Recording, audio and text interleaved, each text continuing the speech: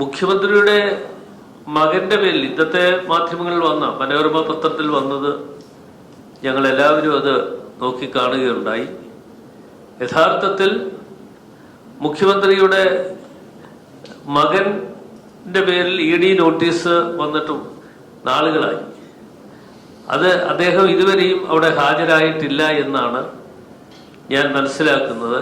ഞങ്ങൾ എല്ലാവരും അത് തന്നെയാണ് മനസ്സിലാക്കുന്നത്. ഒരു ഭരണാധികാരിയുടെ മകൻ ഇത്തരത്തിൽ ഒരു ED നോട്ടീസ് വരുമ്പോൾ അത് കണ്ടില്ല എന്ന് നടിച്ച് മാറി നിൽക്കുന്നത് ശരിയായ ഒരു കാര്യമാണോ എന്നതിനെക്കുറിച്ച് നിങ്ങളും അത് നോക്കിക്കാണണം എന്നുള്ളതാണ് എനിക്ക് സൂചിപ്പിക്കാനുള്ളത്.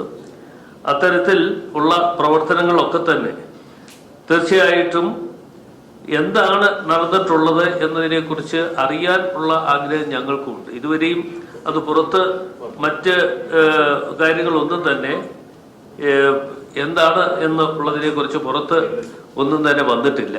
ഇപ്പോൾ ഇന്നത്തെ മാധ്യമത്തിലാണ്, മനോരമ പത്രത്തിലാണ് ഏറ്റവും പ്രാധാന്യം കൊടുത്തുകൊണ്ട് ആ വാർത്ത ഞാൻ കണ്ടത്.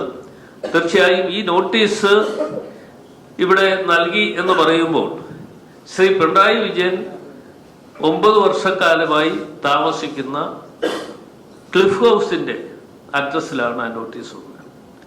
ആ ക്ലിഫ് ഹൗസിന്റെ അഡ്രസ്സിൽ അദ്ദേഹത്തിന്റെ മകനെതിരെ നോട്ടീസ് വന്നപ്പോൾ അതിലെന്ത് നടപടി സ്വീകരിച്ചു എന്ന് പറയാനുള്ള ഉത്തരവാദിത്വം നോട്ടീസ് അയച്ചവർക്കുമുണ്ട്, അതുപോലെ തന്നെ മുഖ്യമന്ത്രിക്കുമുണ്ട്. മുഖ്യമന്ത്രിക്കും അതുപോലെയുള്ള ഉത്തരവാദിത്വമുണ്ട് എന്ന് പറയുമ്പോൾ അത് തീർച്ചയായും അതിന് ഇതുവരെയും ഒരക്ഷരം പുറത്ത് വരാത്ത ഒരു കാര്യം, ഉരിയാടാതിരിക്കുന്ന ഒരു കാര്യമായി ഞങ്ങൾ അതിനെ കാണുന്നു. ഇപ്പോൾ ആ നോട്ടീസ് നിലവിൽ അതിന് എന്തെങ്കിലും നടപടി സ്വീകരിച്ചിട്ടുണ്ട്? ഇതൊക്കെയാണ് ഞങ്ങൾ സംശയങ്ങൾ ഉന്നയിക്കുന്നത്. പലപ്പോഴും ബഹുമാനപ്പെട്ട മുഖ്യമന്ത്രി ഡൽഹി യാത്ര നടത്താറുണ്ട്. ഈ കഴിഞ്ഞ ദിവസം തന്നെ ഡൽഹിക്ക് പോയി. ഇന്നത്തെ പത്രം എടുത്തു വെച്ചു വായിച്ചാൽ അതിനകത്ത് വന്നിട്ടുണ്ട് മുഖ്യമന്ത്രി പ്രധാനമന്ത്രിയെ കാണുന്നു, അതുപോലെ തന്നെ അമിത്ഷായെ കാണുന്നു, ആഭ്യന്തര വകുപ്പ് മന്ത്രി എന്നുള്ള നിലയിൽ അദ്ദേഹത്തെ കാണുന്നു. ഇവരുമായിട്ടുള്ള ചർച്ചകൾ എന്താണ് എന്നതിനെ കുറിച്ച് ഇപ്പോൾ ഒരു ദുരൂഹത നിലനിൽക്കുകയാണ്.